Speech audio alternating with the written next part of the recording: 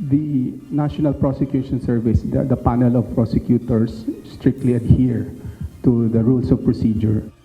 Nakaayon lamang sa sinusunod na tuntunin ng batas. Ito ang iginiit ng Department of Justice kaugnay sa ginawa nilang pagsasampa ng kaso laban kay Attorney Levy Baligot at 18 Maleta Boys. Nagugat ito sa ilang reklamo na may kinalaman sa paggawa at pagpapalaganap ng isang pinagsamang sinumpaang pahayag, mga kaugnay na press conference at panayam, mga post sa social media at iba pang publication sa online. Sa isang post sa social media, tila nagpasa rin si Attorney Baligod laban sa DOJ National Prosecution Service na kung saan sinabi nito na mismong si Prosecutor General Richard Anthony Padulyon umano ang nagsampa ng kaso upang makakuha kaagad ng warrant of arrest laban sa kanila. Ayon kay DOJ Undersecretary Nicolas Felix T., sa kabila ng ginawa nilang pagsasampa ng kasong cyber libel at perjury, hindi naman nila saklaw ang magiging pasya ng korte kung kailan ito maglalabas ng warrant of arrest.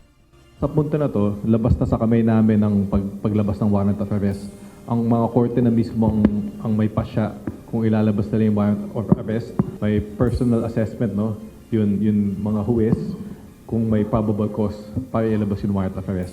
Sa ganitong mga punto ng mga kaso, hindi kami na-involve, hindi kami, or minamadali ang mga huwes na gawin ang kanilang tungkulin.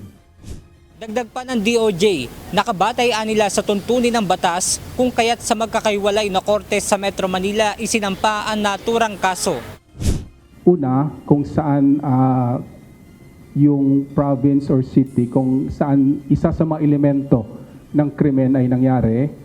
Pangalawa, kung saan part of the computer system that was used is located. And number 3, where the damage occurred.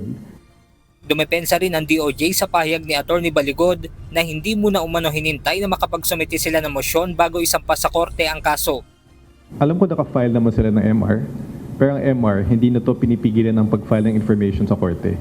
Yun naman talagang patakaban dito sa DOJ sa lahat ng mga kaso na biniresolve namin, at kung may pasya na nasampahan ng kaso yung respondent sa korte, tumutuloy yun kahit na may MR. Benedict Samson, UNTV News and Rescue. Diyos ang aming sandigan, serbisyo publiko ang aming pinahahalagahan.